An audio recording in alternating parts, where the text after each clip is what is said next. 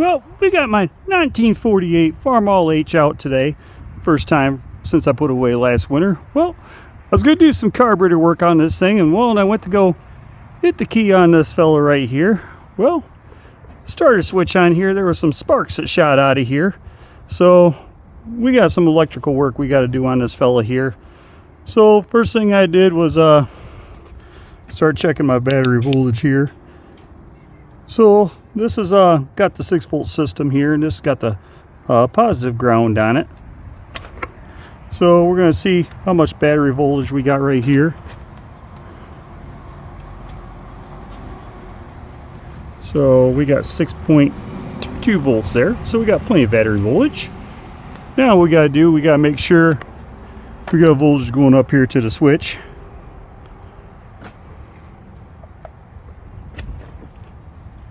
What do we got? Ooh, we got 6.27, so we got voltage getting there. But however, when we check the switch for continuity, when we go push the old starter button right here, set my setting for continuity on here. Make sure this thing works. Alrighty, when we touch this, I should hear my buzzer go off. And I push the switch, nothing happened. So we got a starter switch here that went out. So we're going to have to replace this starter switch before we can do any carburetor work on here. That's kind of a bum deal. But in retrospect, I guess it's just as well we do some electrical work on here, because I'll show you. No, you look at these wires on here. This is probably pretty doggone close to original stuff. It's in real bad shape, so we're just going to go ahead and rewire this and make this nice again. And we're going to start cleaning this tractor up and getting it ready for some tractor pulls here. So we'll go ahead and get started on doing stuff. So we're going to start out, we're going to use tool we ain't supposed to use when doing this kind of stuff, but you know what? It's what I had in my back pocket, so that's what we're going to roll with. So we'll go start by taking the battery cable loose on here. Getting these cables off and going getting us a switch ordered for this. Just like so. And I'm going to do the same thing right here on the old starter switch. These little crescent wrenches here, they'll get you by in a pinch. I like this old 6-inch crescent wrench here. They're quite handy to keep in your back pocket when you need one, just like I do.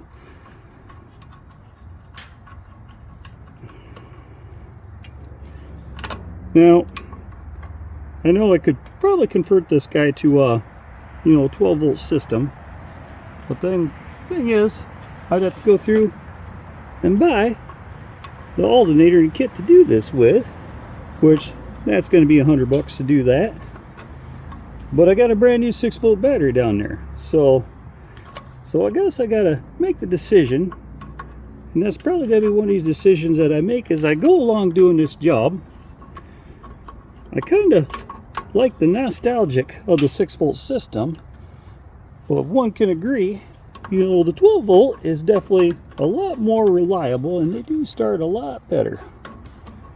So what we end up doing here will be to be determined, but we know we need a new starter switch, so we're going to take care of that issue and replace some of these wires. So I don't know, this might be one of those things too, is the many wires we end up replacing on this, maybe it'd just be cost effective to convert it to 12-volt as well. Of course, they got quarter-inch nuts on the back of these, so well, I'm going to have to go up to the shop here and get me a screwdriver and a socket and wrench to do this, so I'll be right back with you. Alrighty then, got me a screwdriver and socket here.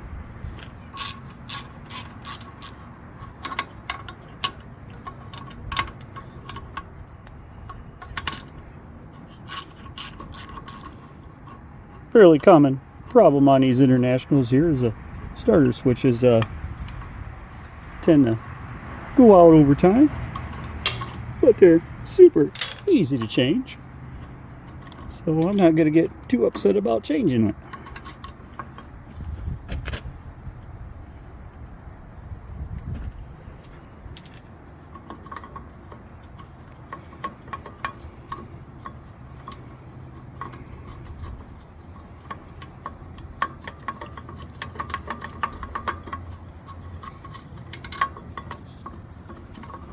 Alrighty, there we be.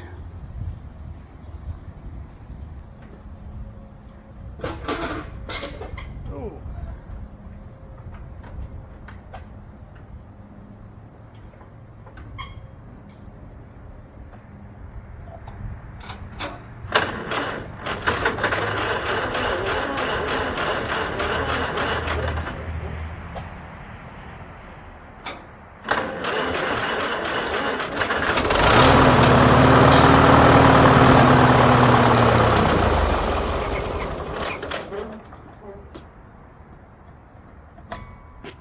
Might want to pull that cap off the exhaust there.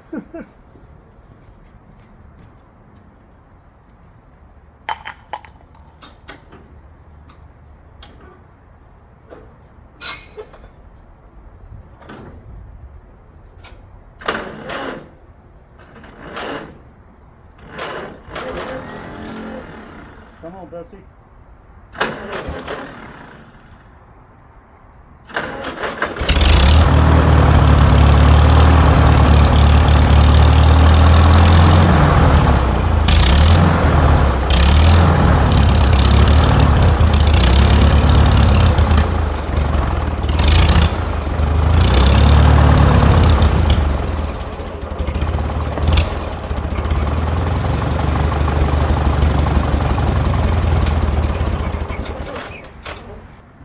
As you can tell, when I had this thing started there a minute ago, I have to have the choke on this guy to be able to keep it running. That was the problem I was having with it before, why we need to do some carb work.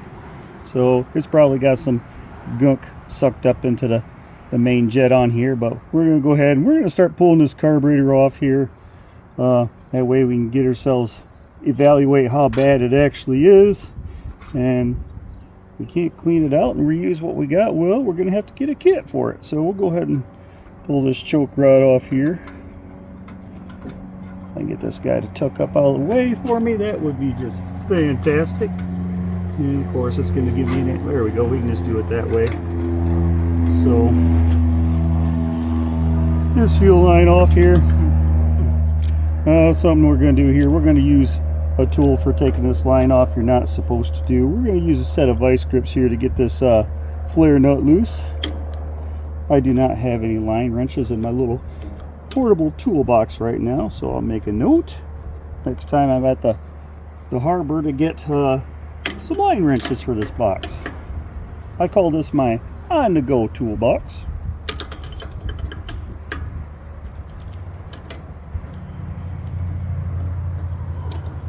And we got that nut loose on there.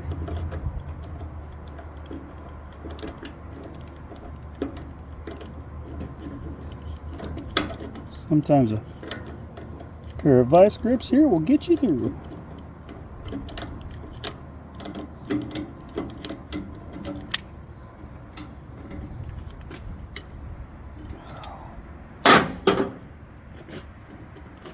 Come on, Bessie. There we go.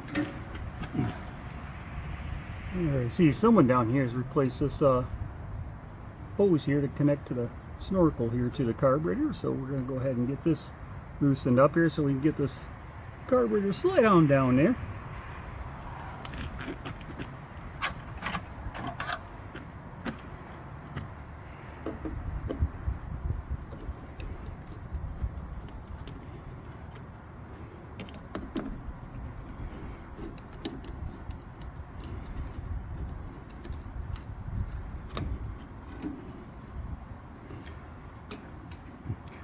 I've had people ask me before, you know, as much mechanical work as you do, why do you even buy some of the tools from the harbor? Well, for a to-go toolbox, you know, I find it works just fine. And another thought process I have, you know, if I can't get something going here in the to-go toolbox that tells me, okay, maybe it needs, whatever I'm working on needs to come back to the shop, and we use some of the really good stuff there. There, that comes slide right up out of the way. Alright, now we got to get this, these two screws off this right here to get that loose, and then we can drop this guy down and get the throttle rod off the back side, and that carburetor will be off.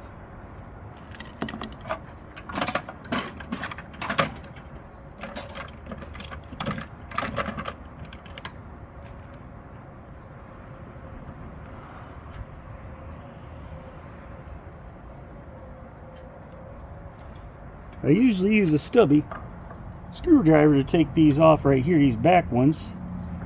Go figure though, I have a Phillips stubby screwdriver, but I just don't have a straight one. That didn't sound right coming out. But we'll just let it go.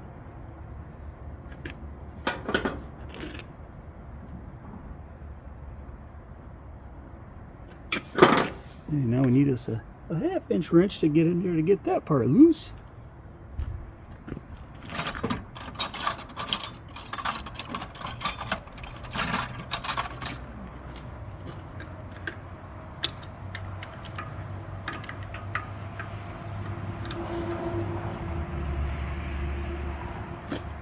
Now, something I'm noticing on this carburetor right here, it's kind of clean for as old as this tractor is, so I was kind of wondering if possibly if this carburetor's been replaced on it or else it's been rebuilt. You know, because it seems like to me, you know, it'd be painted to match the rest of the tractor, wouldn't you think? So we'll get this apart and find out.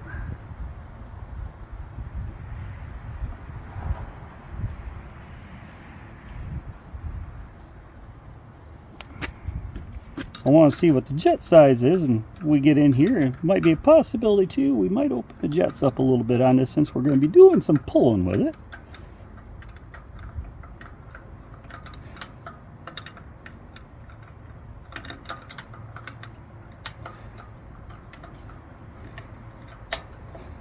I figure what I'm going to do with this is, we already know we got some electrical to work to do on this guy, but I want to get the thing so it'll start and run a little bit better so I can at least move it in a different spot to do the wiring work on it instead of back here in the back 40 behind the shop. So that's why we're dealing with this carburetor right now.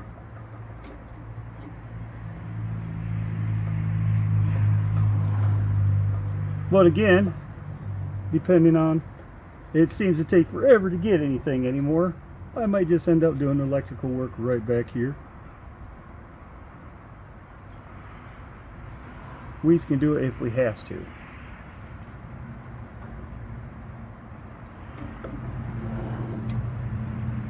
Okay. This is the tricky part here. Come on, guy. There we go. Now we got that carburetor off. We'll start taking this apart. And well, here we go. I'm using my crescent wrenches again. Here's a little 4-inch crescent wrench. Start by taking some of these jets out. You know, you take and you think about it, you can almost use a crescent wrench or a pair of vice grips to do any kind of job. It's not the right way to do stuff, but if you're ever in a bind,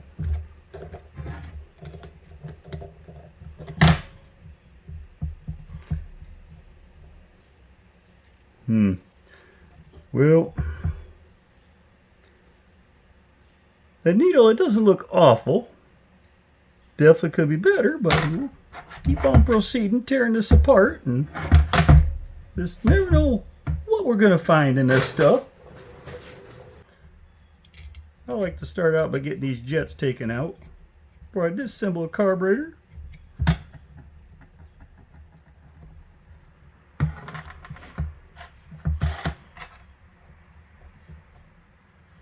Yeah, that one don't look awful. See how, as you can see, whoop, got a little bit of gasoline coming out. As you can see right here, this is kind of chewed up right here. It almost looks like someone did put a pair of vice grips on here to get this out. So is this going to be hard to get out? No, it's not. Well, that's a good thing.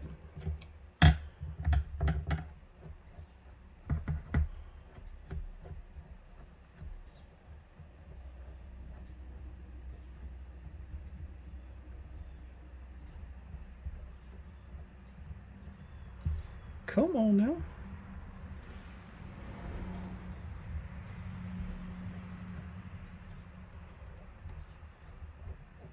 There we go.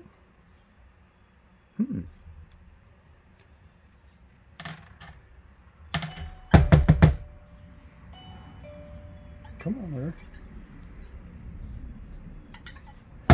Boy, there's a lot of dirt coming out of this carburetor already.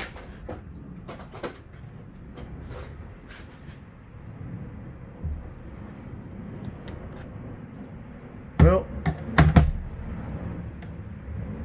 boy, that jet plane out there is loud. We'll hold off on that. Let's take this little gas drain valve out here.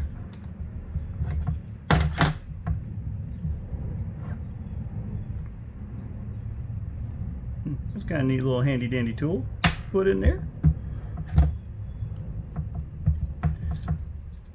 I was kind of hoping that I can just take and clean this carburetor up here and just do a little minor jet work and put this thing back together, and I won't have to buy any gaskets for it.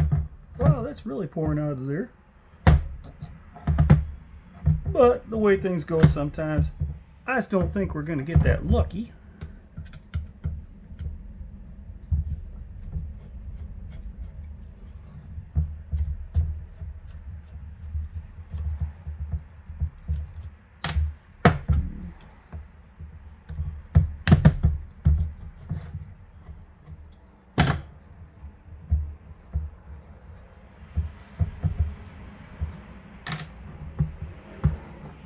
Okay, I'm gonna crack this off there, tap it off, get her loose.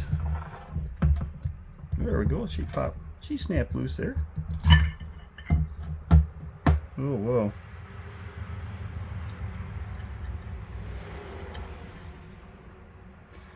Well, it's not terrible. I mean, there's some gunk and sediment down in there, but probably most of the problem's going to lie right in the jets, like right here, especially getting plugged up. But we'll continue taking this apart and getting her cleaned up. Take this old float off here.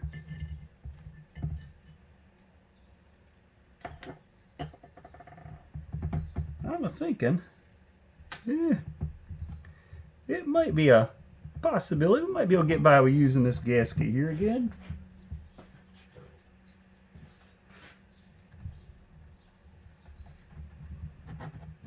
But carefully, well, it's kind of broken away right there, but it's not the important part.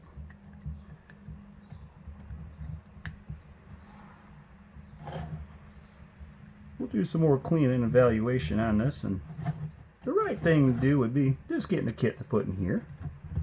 That'd be the right way how to do it.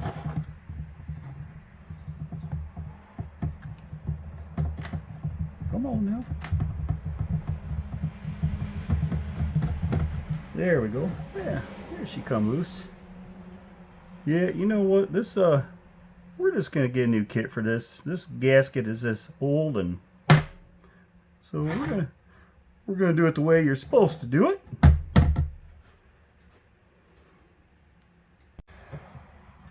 Alrighty, well, got that nozzle out of there. That don't look too bad on there, but and also got this little jet out of there too. Carburetor, it doesn't look too bad. You take it as apart. Now, hey, you've been watching on here. You noticed I've taken most of this carburetor apart with this little crescent wrench here. So if you ever find one of these little 4-inch crescent wrenches here, well, they're a handy tool to have, as you can see. Get you by in a pinch.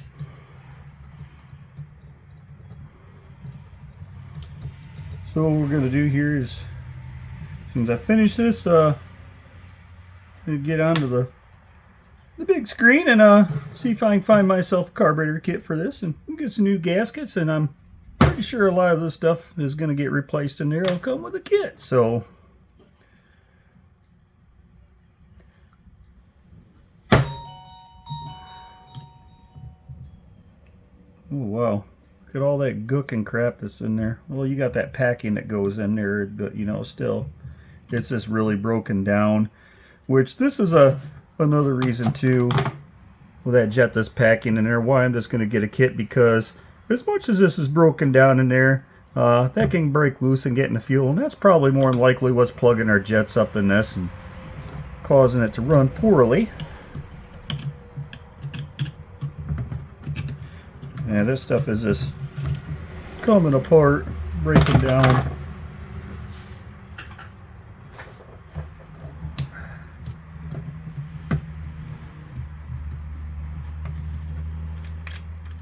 Alright, well, I think we're at this point right now. Well, I'm going to get this thrown into the HydroSeal carb bucket and get this thing cleaning real good, and then we'll start looking for a carburetor kit for it, and we'll go on to something else here with this tractor.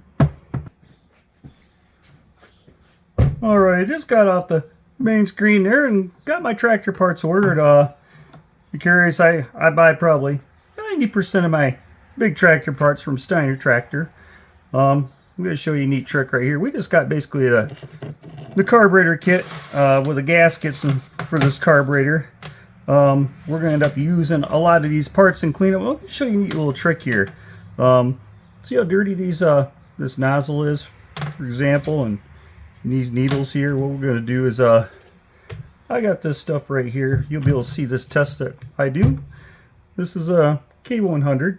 This is a really good product I've been using for a long time, and I'm going to soak these parts in some of this stuff, and you'll see how clean, what kind of job this stuff does cleaning this. So we're going to get these parts soaking. I got the carburetor and the ultrasonic, not the ultrasonic, but the HydroSeal over there dipping and soaking, and we're going to walk away from this, and we're going to come back at this another day, and we'll show you what these parts look like. So I'm just going to take and dump this stuff in here.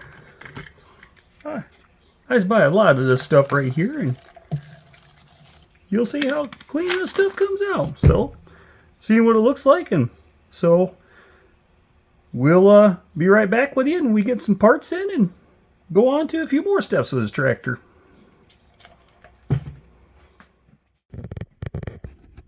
Well, we're back here on a different day now. As you can see, well, here's our test that we did on these parts for this carburetor here. I don't know if it's kind of hard to see or not, but you can see that K100, you know, after cleaning these parts, they've cleaned up really good. And this with a chemical reaction between the K100 and the brass, it turns the solution to kind of a blue color. So let's go ahead and pull this out, and you can see how clean this stuff cleaned up. So yeah, it does a really good job cleaning this, and just take a little bit of my carburetor cleaner and just wash the stuff off, and we'll blow this off real good. And K100 cleans this stuff up, looks like brand new again, don't it? So, well, we got the gasket kit in, so we're going to start putting this carburetor together and getting ready to go back on the tractor.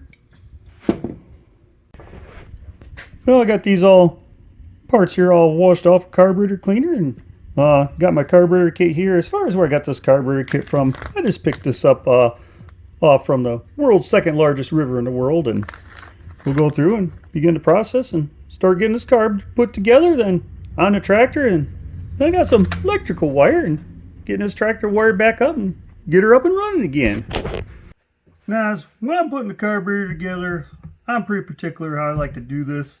I usually take a couple those blue shop towels in this layout and put all my clean parts on one side, and the carb kit on one, just to keep everything organized. I don't like stuff being scattered here or there on the bench. I like everything right here in front of me. Now this carb kit here, there'll be some parts left over because some of this stuff is not going to pertain to this application. So, well, first thing I'm going to do is start putting a little drain. I call these drain flows that goes down inside here. So if you ever flood your tractor over, it drips out of the bottom here. So it's pretty simple to do. You just take and put a Welsh plug in here like so, and take a hammer and just give that thing just a quick tap, just a light tap to smash that in there. So all I'm going to use is a regular drift punch like this, and just give just a light little love tap here. There, that's all you got to do, and that's in there. You always want to save your old parts you take out of the carburetor, because right away your main needle jet right here, you look right here, they're different. The one I got in the kit is shorter than the original one. So that's why I wear wheel these up and clean them, and that way that's nice and clean when it takes and goes into this packing here like so. So what I'm going to do next here is we've got the nozzle here. I'm going to get this ready to go in there, and what I do is I got some little torch tip cleaners here like so. Now what I'll do is I'll just find the one here that's fairly close to the size I need, and I'll run that through the holes here. And what I likes to do is just go one size up I can until I get a little bit of resistance, and I'll enlarge these holes just a little bit on this nozzle. So I'll go ahead and file that out like so.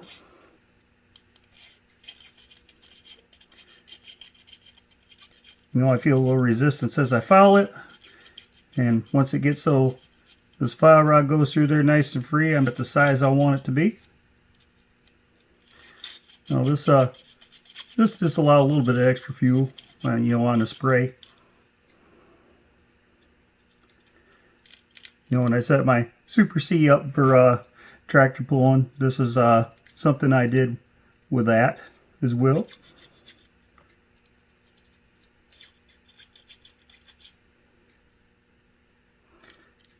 See, that top one's just a little bit smaller than the other one, so we gotta work at it right here with this one and get it so I can get the other rod through here so it matches the other fellas. Not quite. Good, move on and get this put in here.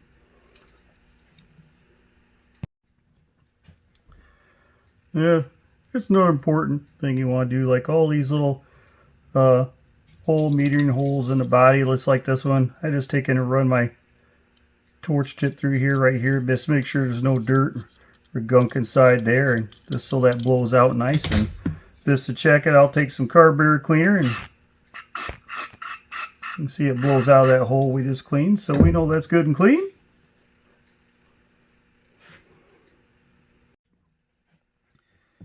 Next thing I'm going to do is I'm going to take and put my nozzle in. It just takes, and all this works here is where'd that fella go? Right here. I just had a second go. There we are. This just slides in like so, and this is screws on the bottom of that nozzle. From the bottom you got your washer, 2 washers on each end there. So I'll go ahead and drop that fella down there, and like so. And then we just take and screw this on the bottom here and tighten him up, and that's all set. Just like that. Now when you're tightening this stuff, you don't have to get too ridiculous with it, because I just kind of just snug them like so, and that's all you do. The next thing I'm going to put in here is this little drain valve filler here. We're going to put this in. Now, some people, they like to use that white Teflon tape to put on this. I'm not particularly a fan of using that stuff, especially on carburetors, because I've taken carburetors apart before where they've used this and pieces of that have broken off and gotten wedged between the needle and seat. If you're going to use the white Teflon stuff, the white paste is better than that. But what I use is, I've been using this stuff for years, is I use the number 3 aviation sealer. This stuff is also resistant to gasoline, so I just take and brush just a little bit of that on the threads, and we'll put this on. And see, I've never had a fuel leak using this stuff, and I've probably been using this stuff on carburetors for, good golly, over 20 years for sure. But we'll just take and screw this fella in here like so. Oops.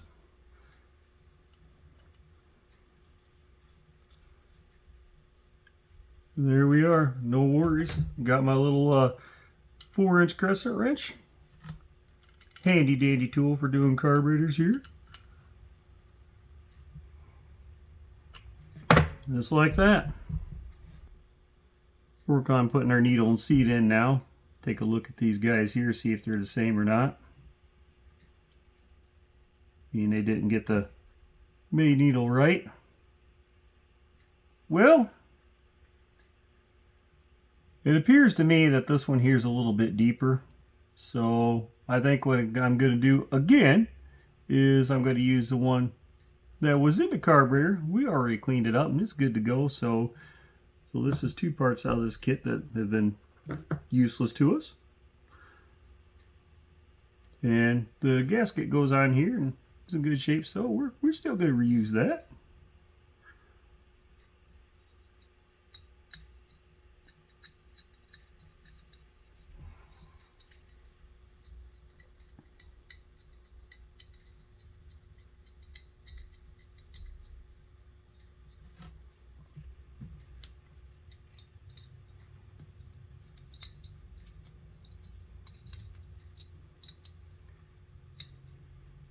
Again, using my little 4-inch crescent wrench. Tell you what, get yourself one of these little 4-inch crescent wrenches. This is the handiest tool to have for doing carburetors like this if you need to. There you go. That fella's on there and tight. Now let's take a look at our needle and seat and let's see if those are the same or not.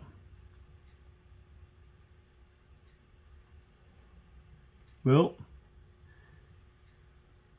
no, it's not. Huh. Well, the needle on this is, see if I can see.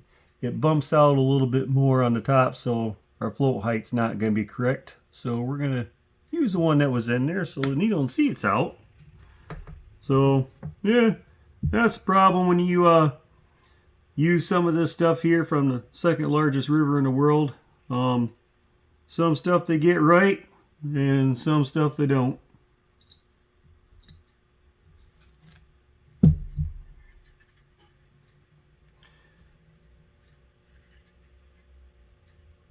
going to lay that gasket down now, make life a lot easier. Now we got our float pins here. I just think it'd be pretty doggone hard to get this wrong. Huh. And well, that one's will work. So I think we'll use that new float hinge pin there. Yep. Alrighty. Now, I am going to have to take a look and see if I can find a specification for the float height on this. In this kit, they don't give you the chart, so I'm going to have to go look in my old IH book here and see what that is, and I'll be right back with you. Alright, I looked up that specification for the float height on it. International calls for 1 inch and 27/32 of an inch, and well, I got me a 32 inch scale here, so I'm just going to take and lay this right on here and see where we're at. Now, see, I'm at 1 and 30/32 of an inch, so I'm going to have to just make this a slight little adjustment right here. Not too much.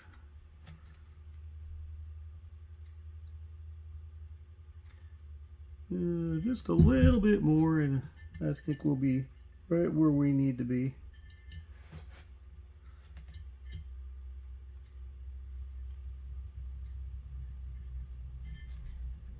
Yeah, some of these old floats here, they can be they're kind of stiff to adjust, so let's kind of do just a little bit of a tweak there. There we go.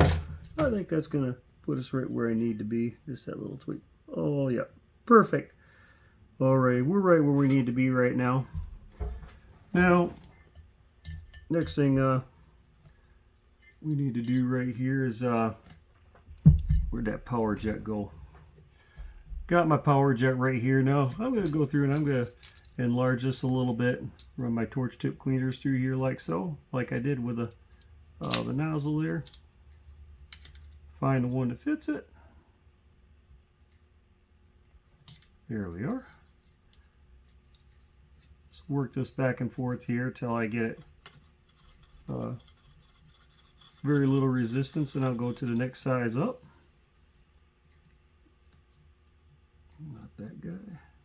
this fella right here. There we go. Get a little bit of resistance and file this out till she smooths out. Just like so. Now, these darn things here, they can be kind of a pain in the butt, get down in this hole, so we're just going to be very carefully and get this started. I got a special screwdriver. Actually, this bigger fella might be a little bit better. Just very carefully turn this thing to get it started till it grabs. There we go. Come on, little fella. Go right on down there. There we go. Now, this right here, that power jet, you definitely do not want to get a different screwdriver. You do not want to reef on this fella too hard. Otherwise, you'll snap that right off in there, and well, all this work would be for nothing. So I just go down and touch, and just a little tweak like that, and that's it, and we leave it alone. So, alrighty. Next plan of attack here. Suppose what I could do next is put our fuel line connector in here. I took, and this is all cleaned out, so we'll go ahead and screw this fella in here. Where's my here's my aviation sealer? Put a little bit of that on there. And we're in fuel.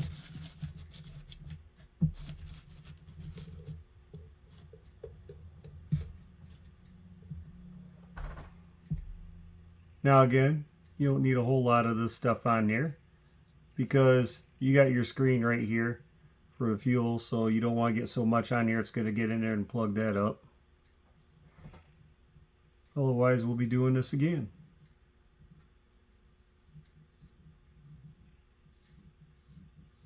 Just like that. That's all we need to do.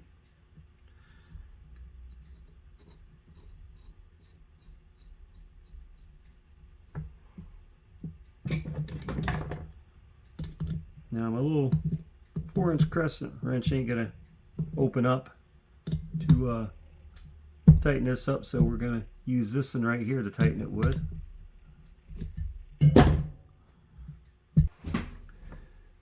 Now, next thing I'm gonna do is this part here can be kind of a pain in the butt. Now what you want to do here is we got to put this packing in here. It goes in the bottom of your main jet down here. So what you want to do is make sure you got all your old packing out, and just take and make sure that this slides over your jet okay, which it does, because that's going to be important, obviously.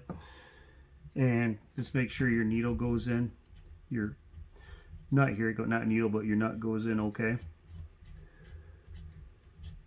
So now the next thing is I'm going to put this packing down in here. Got to put it so it's just straight up, and because we got to slide this needle in here, push up against that.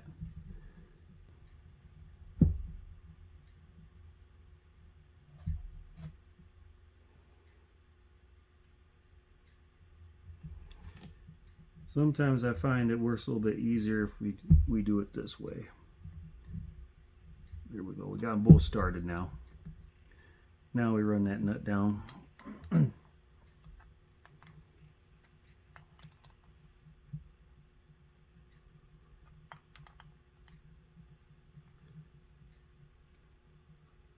Again, you don't want to over tighten this stuff. So now I'm going to take and run my screw down there till it bottoms out.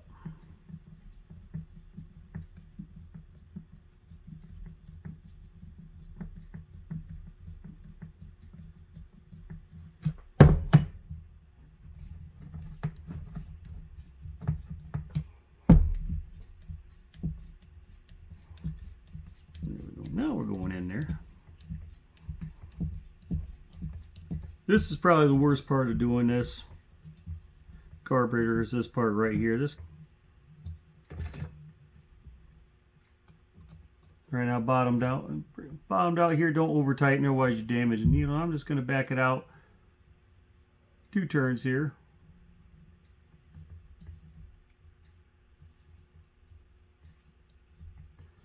That'll be a good starting point right there. Alrighty. Now we're getting closer to putting the top on this guy here.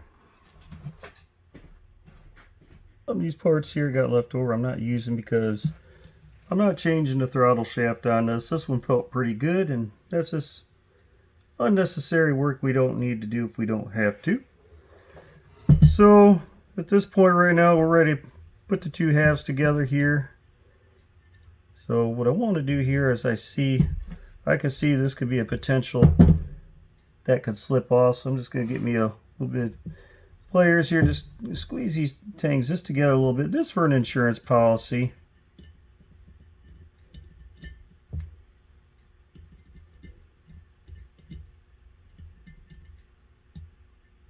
Ouch! As I pinch myself doing it. That always seems to happen sometimes. It's never fun unless you hurt yourself. There we go. Just like that. Now, I'm very carefully got the venturi right here. Carefully set this fillet on down here.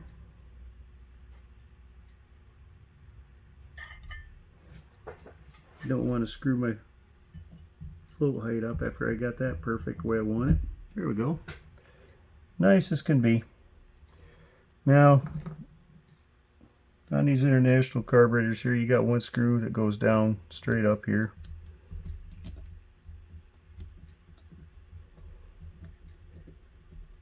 Grab my screwdriver here.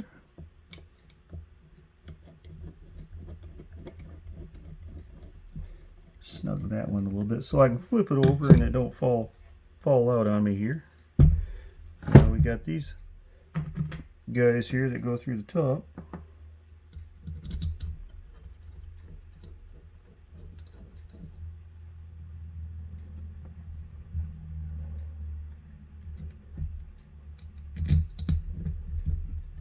Got this one right here.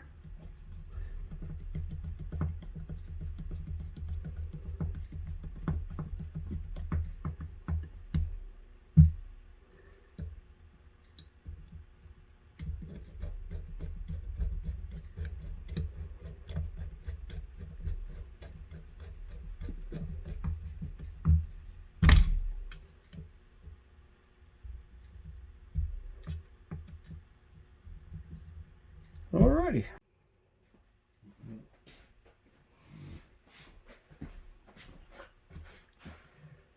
Alright, now last thing I got left to do here is I got to put my idle needle in. That goes in right here. Screw this thing all the way in.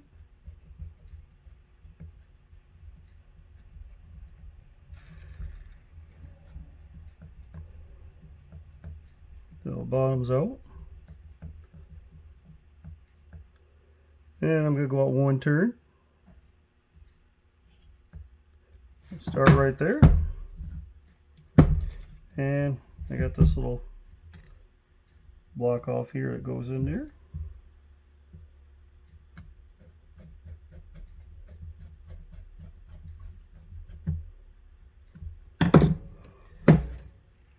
There we have it. Well, carburetor they're not difficult to rebuild. Now, this by means we didn't go through and do a full bore rebuild on here. Like I said, we didn't replace the throttle shaft, but this thing, it'll run out real good when it's all done. So now I'll have to go out and get this put on the tractor here and go on to the next step. So,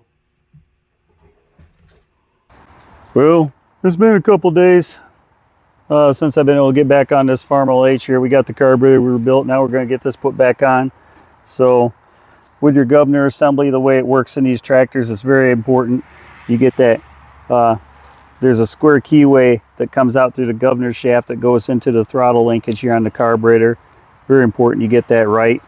Otherwise, yeah, like that my Super M right now, someone did that and they didn't do it right, and you start that thing up, you can't control the throttle line and it wants to go to the moon. So we'll go ahead and start putting this back together. All I usually do is get these screws started here, then I'll drop my gasket to the manifold side and just snug everything up the way it has to be.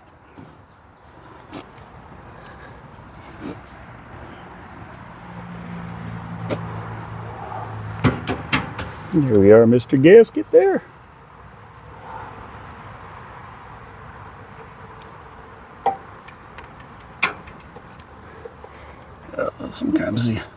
Sometimes these guys can fight you. There we go. This one wasn't bad. This one was fairly cooperative.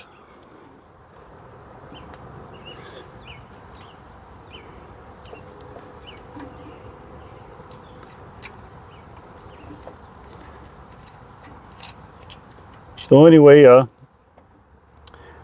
how'd y'all like that that other Farmall H I just picked up here last week? I put a video on the channel here about, it'll be a pretty neat little tractor when she's all said and done too. You hadn't seen that, I'll put a video link up at the end of this video for that if you want to check that out.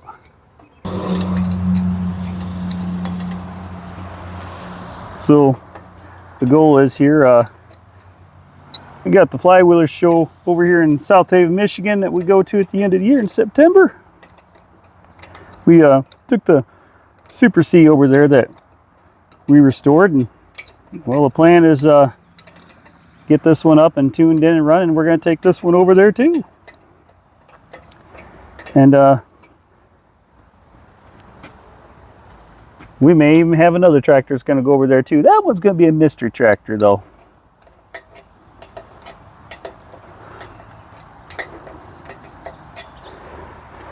You guys want to see what that tractor is? Well, you'll have to tune into the video that we do when we're over at the Flywheelers in September.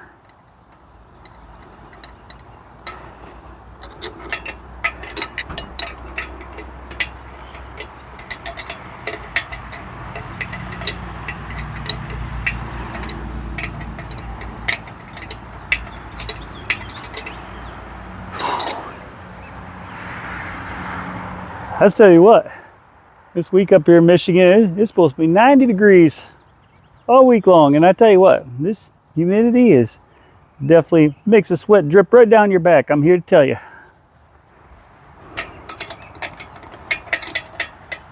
Fortunately, there's a little bit of breeze out here right now. Makes it somewhat tolerable. Oh, and something else too, by the way.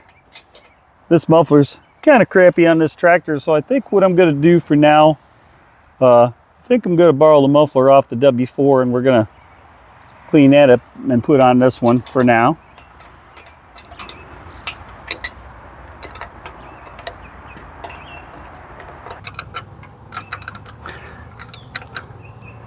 I was got to say, I think I had someone ask me the other day, you know, all these international engines, you know, which one was my favorite engine that they put in these Farmalls. Well, I can honestly say is, you know, I do like these, the ones they put in the H's here, you know, the 152 cubic inch engines here. I like these, but you know, I do like that C123. It's in my Super C. That's a nice little running motor.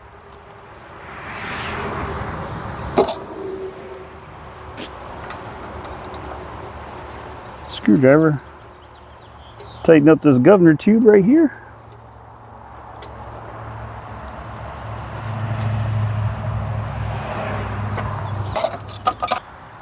You know, I need a stubby straight screwdriver to get here in the back. You know, I ran that issue last time and I took this off. You think I would have grabbed one out of the shop? Nope, I didn't. But I think I can get by with what I got here.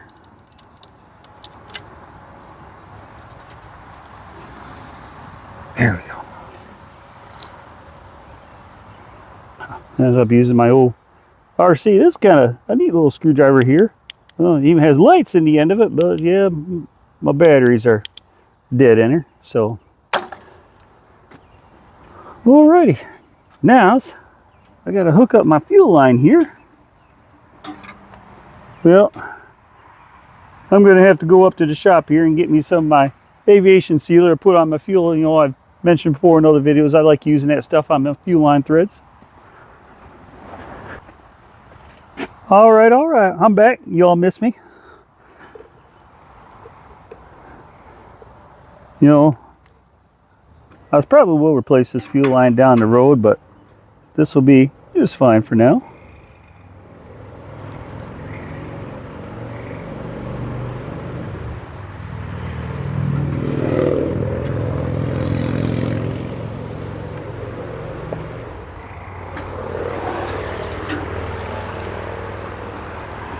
Get it in there. Come on, get in there.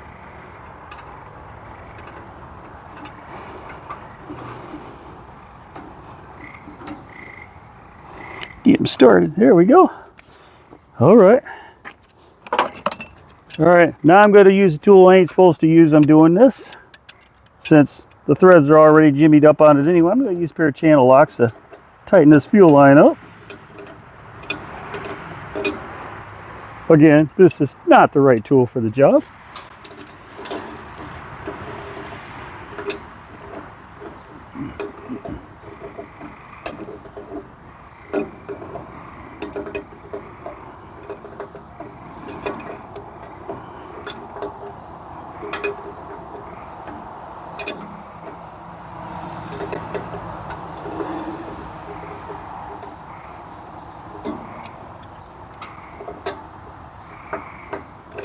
All right, well, as far as I can go. Now,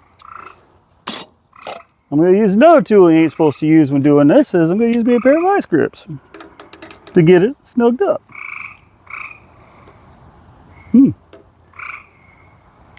Some kind of critters out there watching us. All right, that will do it right there. Now I got to hook up my choke rod on here.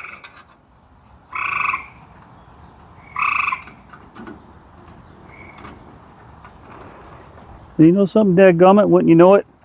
I didn't bring a cotter key out to hold that in there, so I'll be right back and we'll get that.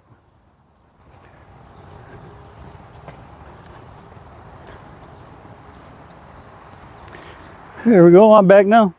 So what'd y'all get done here on this when I was gone? Nothing? Yeah, okay, that's all right.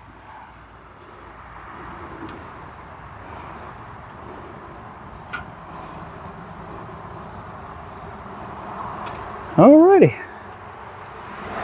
Puts our hose back on here.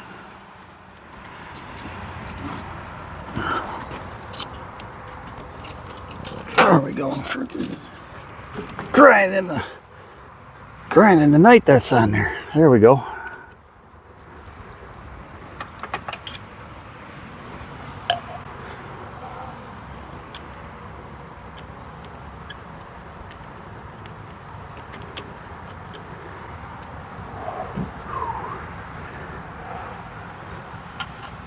Yeah, I tell you what. You know, when that 43H I just picked up, that's been converted over to 12 volt, and this one's still running to 6 volt. But I can honestly tell you, if the generator goes out on this fella here, we'll be converting this fella to a 12 volt system too.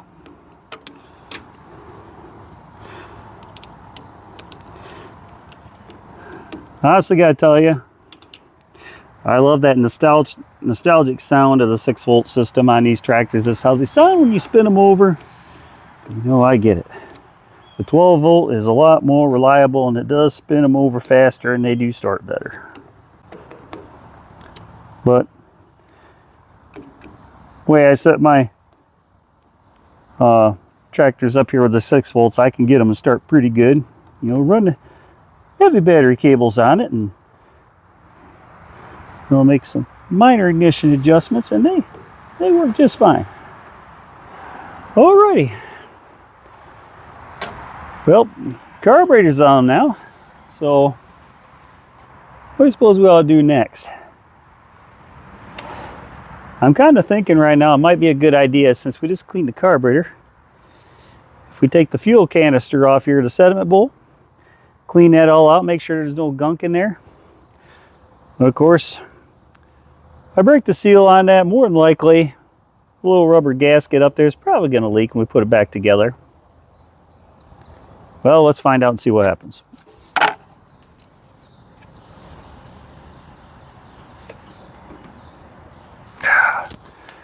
Yep, gonna need a pair of channel locks here.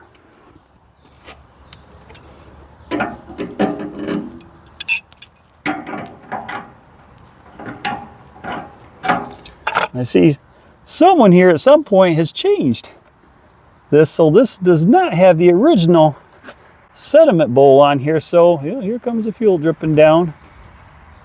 I might get lucky on here and we may not have an issue. One can only hope, right? I'm hoping. Ooh.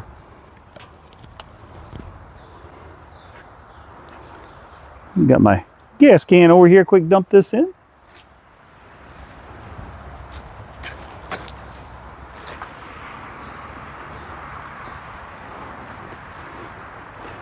So as you can see right here, there's a little bit of sediment down there inside here. So I'm going to take this over to the solvent tank there and wash that out. Yeah, check that out right there, in fact. Yeah, definitely don't want that in that fresh carburetor I just did. Alright, got that all cleaned back up, man. Well, here goes. We're going to put this thing back up here, and well, hopefully she sees it, she's going to seal back up again. We're not going to have a disagreement here.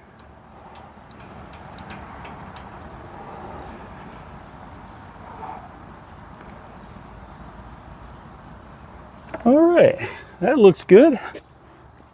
Well, go ahead and take a look at the gas can on the gas tank on this and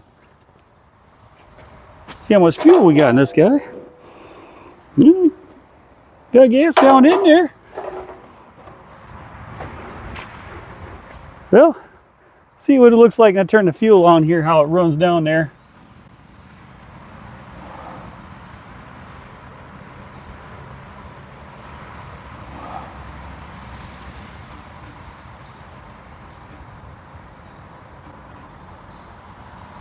Well, she's running in there. But it's not running real super fast. That's interesting.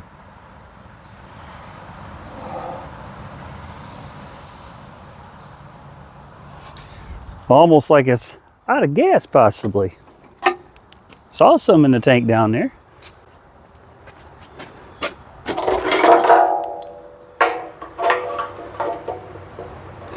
Well,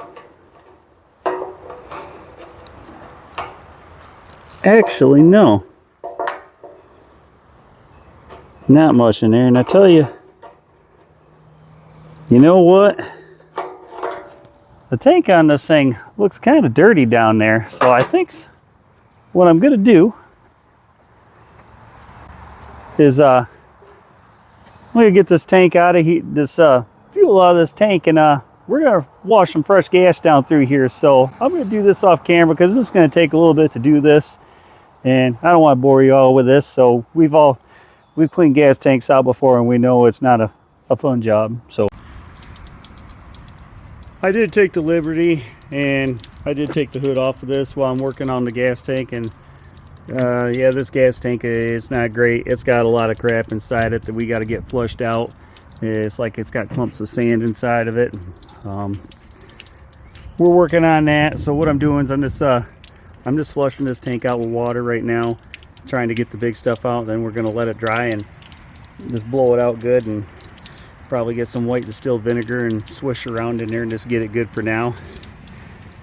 And as you can see, the wiring on here for the 6-volt system coming up to the generator on here, it's just really old and brittle, and this is just not good stuff to have. So we're going to be replacing this. And as well, looking at the belts on here, this generator one, that's just not going to last very long, so especially when we start pulling on this thing. So we're going to replace the belts on this as well and get her cleaned up. And it's still got the original international gauges in it.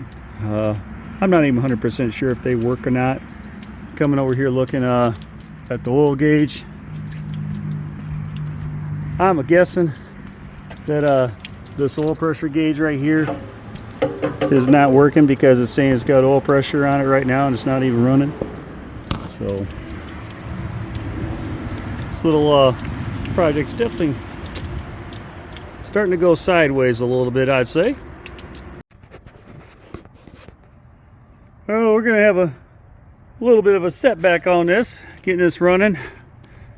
That tank down inside there, I don't know if you can, you're not gonna be able to see it, but it's pretty bad down inside there.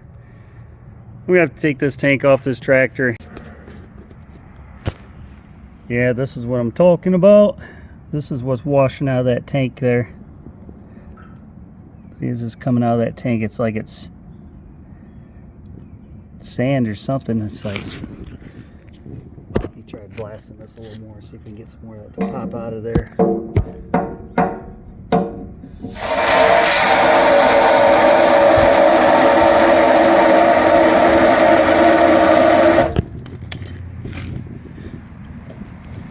You can just kind of see all that crap coming out of there. This is why I'm not in a big yank right now to get this up and running. I definitely do not want to put that stuff through my fuel system after I just rebuild it. Wow. Almost might need to take that tank off my 43 I just got and put on here for now, but we'll see if we can save this one. Like, wow. Look at all that crap that's just coming out of that tank right there. That's unbelievable. That's not good.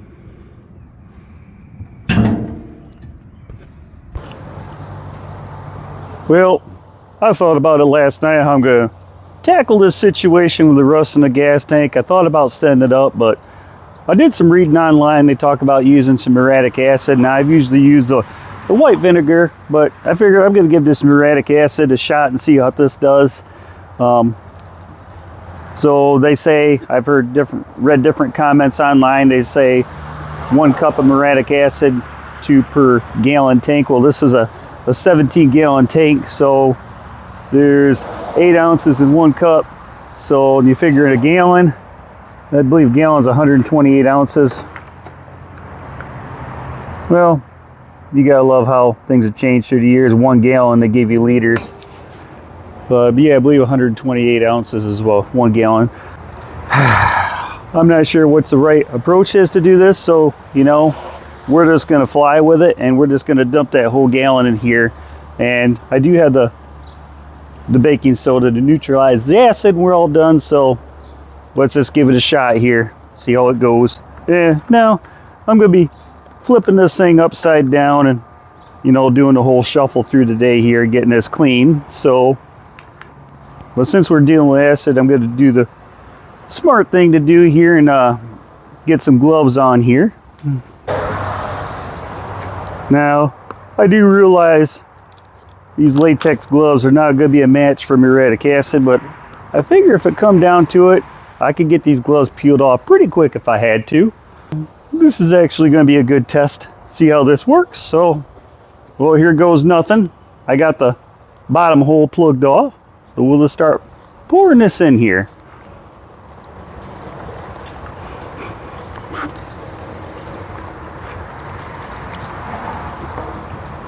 You gotta love it. They put that stupid plastic on there so it makes it hard to pour this stuff when you want to. Get that out of my way. Tell you, with muriatic acid, you definitely want to keep your snoot away from this stuff. It does have a strong odor, I'll say that.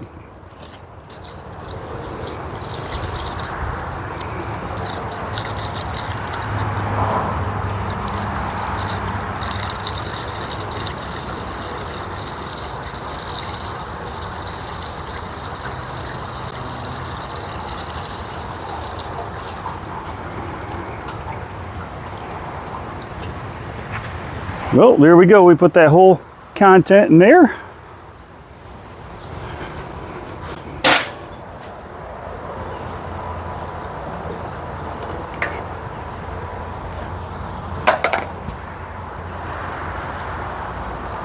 Well, now we just do the flipping around and switching it all over, letting it soak on each side, and then we'll come back, have to get this drained out and rinsed and get it neutralized with some baking soda and see how it looks, and then I'll probably look at getting a tank sealer to put inside there. So this is the POR15 fuel tank sealer that we're going to put in this right now and swish it all around in there and drain it up, and then we gotta let this sit. You gotta let this sit 96 hours before you can put fuel in it again, so it's definitely a waiting process. Yeah, this is definitely a major setback, having to do all this work to this gas tank, but yeah, definitely don't want to. I definitely wouldn't want to run this tractor the way the tank was after that fresh carburetor rebuild and fuel tank fuel system clean. So yeah, I got to pour this in here, and I got to take and roll it around so it can coat the inside of the tank really good and get in all the seams and crevices. Then got to drain it out for the bottom, let it drain for a half hour, and then got to let this tank sit for 96 hours. So that's a few days. That's a long time to wait. So we'll pour it in here and begin the process. What's kind of cool about this PR15 is it's silver, like, you know, I guess like silver paint in a way, if you will. When you get this all done, coated in there, it does make the tank look nice inside and look like brand new. That's one good thing I say. But I guess that's the only thing I'd say about this product I don't care for is the wait time letting it sit up, but it does work and it is effective, so I guess that's a small price to pay, and it is cheaper than buying a brand new tank if you can find one. Well, here we go. Here comes the fun part. Now I gotta do this without spilling it on myself, so you all know what I'm going to be doing here the next few minutes. So we'll get this done and let her drain out, and when it's all said and done, we'll be bolting back on the tractor.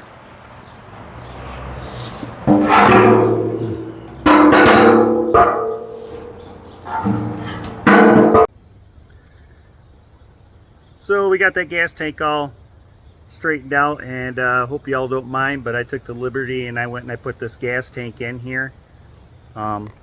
Just for the simple fact I had some other things I had to take care of while doing this. I had to rechase the threads to get the sediment bowl back in, and I took and I cleaned that fuel line up on it and installed on it. And as well, I took, while I was right here, I just took some paint and painted the carburetor so it matches the engine. But what I'm working on right now here is, this thing had this chintzy plastic battery box on here that I do not like at all, so I'm taking that off just for the simple fact that's a good way to drop a battery out going down the road. That would not be cool. And I got this stainless steel battery box that I'm fabbing up to put on here right now. I didn't make this. This is one that I bought in an auction, you know, that I thought I would use for some purpose, and well, here we go. So that's what I'm doing right now. We're going to make this work. Well, that's how my battery box ended up turning out there. I was wrong on that. I thought that was stainless steel, but yeah, it was this very shiny steel is what it was. I found that out when I went to go cut this. Now, this was enclosed on here. Now, I made this kind of an open face box because, you know, when they're enclosed, you know, it's kind of a pain to get the battery out of these H's here. So I wanted it, so if I ever had to get the battery out in a hurry, all I got to do is I cut this out right here and, you know, put this rod through here just to keep the battery from coming out, you know, going around curves, going down the road. So if I want to change the battery, all I do is slide this rod out and battery slides out, and got to charge it or change it. It's easy to do. So I even threw a little bit of coat of International Red on there to clean it up a little bit. So, well, this little project has definitely turned into a little bit longer than what I thought it'd be. So now I guess next step we got to do is now fuel and stuff's all hooked up. I'm gonna start doing some electrical work on this thing here and get it so we can get this thing rolled off again. Drizzle going on up here in Michigan right now. So I guess next thing I gotta do is start opening up this electric box on here and see what the wires look like in here and start getting it all wires replaced on that. So yeah, these wires are in really bad shape on this tractor. No wonder all the bare spots that was in this thing, it didn't have an electrical fire. Well, like I say, I let the smoke out of that one time I went to try to start it. That was probably as close as we're going to get, but I'm glad it didn't progress any further than that. Electrical fires are never good.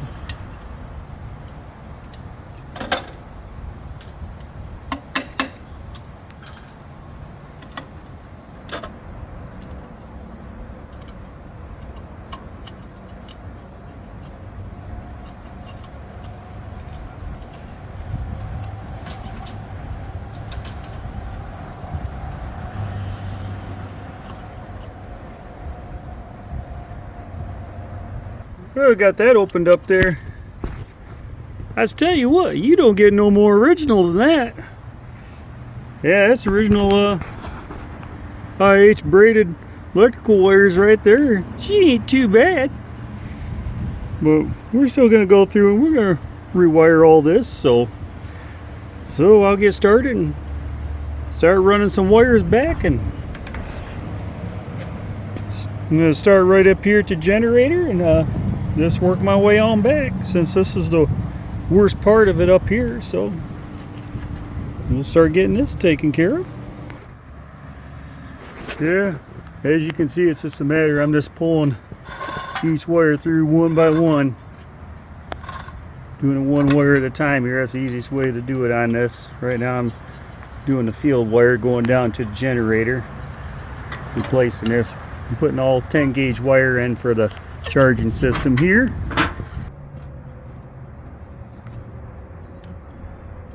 Yeah, it's definitely some time consuming here doing this electrical work on this stuff. Best advice I'd give anybody, if this is something you plan on doing, make sure you got time to do it. Don't need to be rushing through doing this and doing something wrong and ended up having an issue.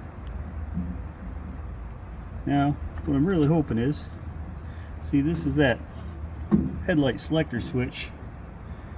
You can't see it right now, but I'll show you. But I've got all bare wires coming up here to these lights. So unfortunately, I was gonna have to go through and run some new wires with these lights on this, because yeah, they're pretty sad shape on this. So we'll get there though.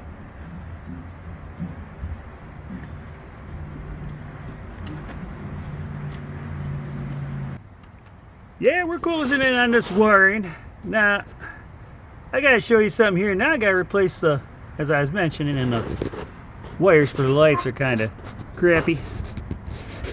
Look here, how this is all bare wires going through here to the headlights. That one's no good.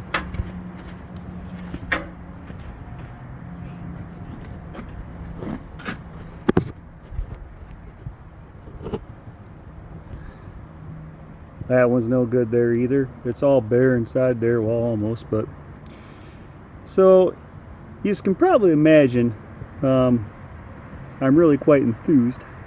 I gotta change these because these aren't always easy. It's trying to fish through that tube on the tree. Well, it's not gonna get done just looking at it, so I get to it. We got the electric box all wired up now, and all the lights are run through the tree up here, and even taking run a new wire come back down here to your backup light. Now next thing I got to do is, being where this tractor's going, you got to have lights to drive at night, and we do a lot of driving at night, but I see this headlight here is cracked on it. I don't know for sure if the bulbs are any good, so we got to get into that. And worst case scenario, if I got to go take and rob a lens out of the 43 H we just picked up, for now, that's what we'll do. She's all run. I know a lot of people might ask me, well, why are you running red and black wires and not some of the color Farmall wires? Well, that's just my personal preference. I like the look of red and black wires on a tractor. Just like the spark plug wires here, they look kind of dingy, so we'll get some new black wires to go on that. And something else too, I got those vinyl tags that I can print up and put on each wire and label where they go. That's my way around that. So, and it's just my own personal preference. I normally have some 10 gauge white electrical wire, but I'm out of that right now, and I generally keep lots of red and black 10 gauge wire on hand in the shop. Yeah, here's all the electrical wire we replaced on this. I threw this aside just so I'll show you how bad this actually was. We replaced, look at that, that's all down to the bare wires. Yeah, it's a wonder this tractor didn't have electrical fire on it. So every one of these wires, this was the tree going, the wires going up in the tree for the lights on it. Very lucky on that. And well, here's one of the gen wires right here. Look at that bare spot that's in it right there. Well, it's time to put some gasoline, fresh gasoline in our refurbished tank that we did. Hopefully we did a good job doing so.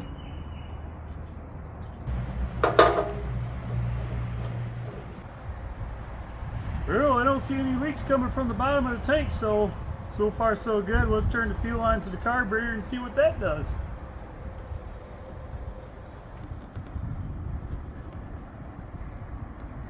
Hey, that looks a lot better. Going in there last time I did this.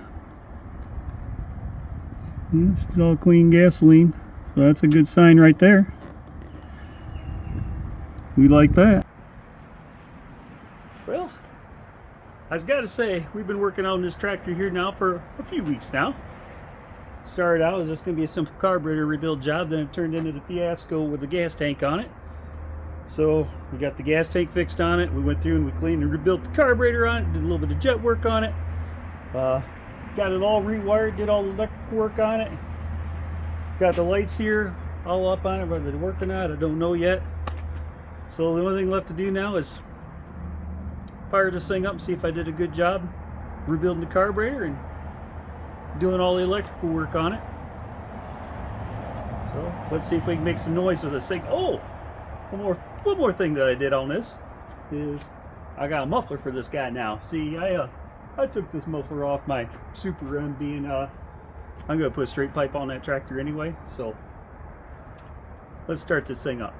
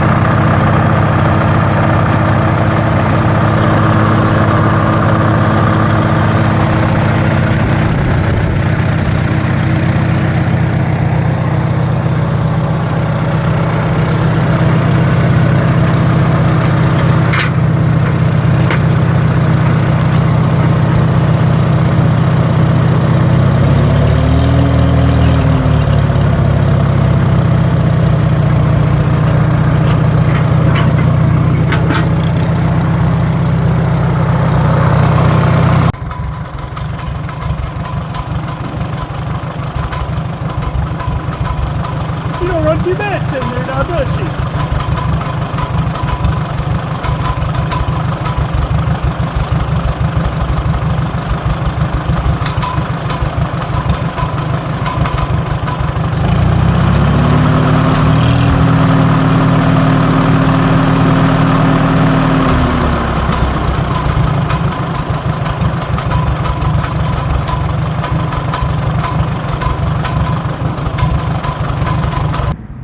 As you can see, just take a look at that gen belt right there, just for that little bit of run I did. That, yeah, that belt's about done in for, so I really don't want to run this fella too much longer until I get some new belts on it. I also want to change the oil on this thing, and as well dump out this antifreeze and put some fresh antifreeze in her. All right, everyone, we're going to call it a day right now on this Farmall H. We definitely went backwards on some things.